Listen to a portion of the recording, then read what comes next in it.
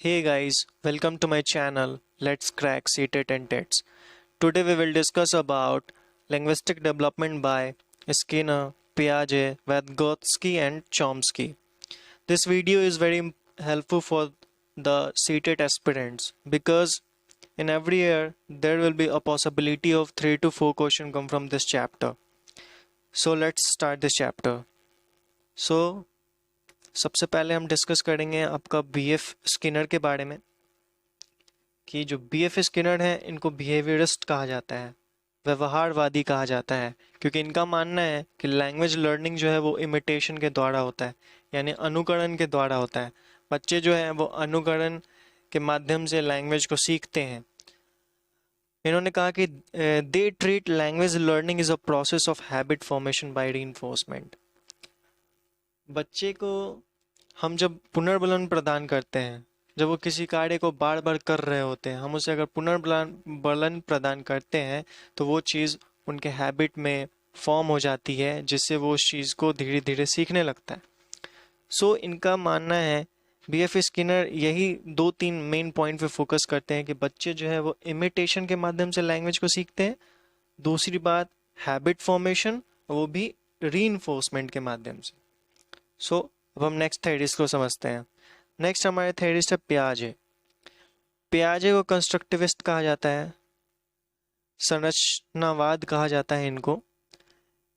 इनका मानना था कि बच्चे में सबसे पहले थॉट आती है, फिर लैंग्वेज आता है। इनका बेसिक सा फंडा यही था कि बच्चे में सबसे पहला थॉट आएगा, फिर लैंग्वेज आएगा। अब एक पॉइंट को इनको समझ लेते हैं कि पियाजे believes that babies are born with the ability to adapt and learn from environment। मतलब कि बच्चे जो हैं वो लैंग्वेज को अपने इन्वायरमेंट से सीखते हैं। मतलब हम उन्हें जैसा वातावरण देंगे, जैसा इन्वायरमेंट देंगे, बच्चा वैसे ही लैंग्वेज को सीखता है।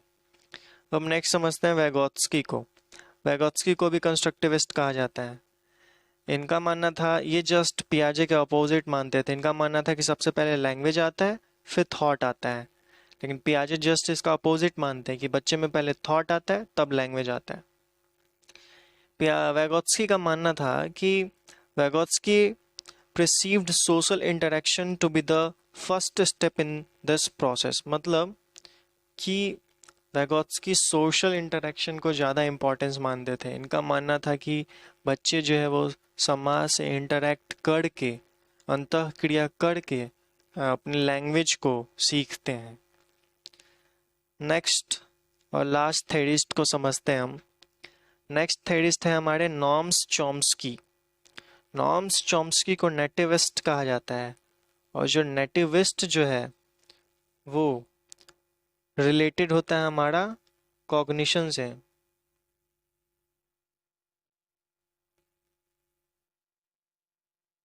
नेटिविस्ट जो होता है वो हमारे कॉग्निशन से रिलेटेड होता है।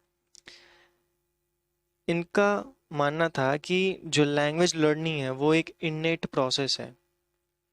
मतलब एक जन्मजात क्षमता है हमारे अंदर। ह्यूमन में जब वो जन्म लेता है तो उसमें एक जन्मजात क्षमता होती है जिससे वो लैंग्वेज को सीखता है।